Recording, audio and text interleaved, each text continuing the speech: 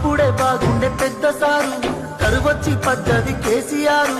ఊర్లెండిపోయినట్టే మా బతికెండిపోతున్నదే, ఊర్లెండిపోయినట్టే మా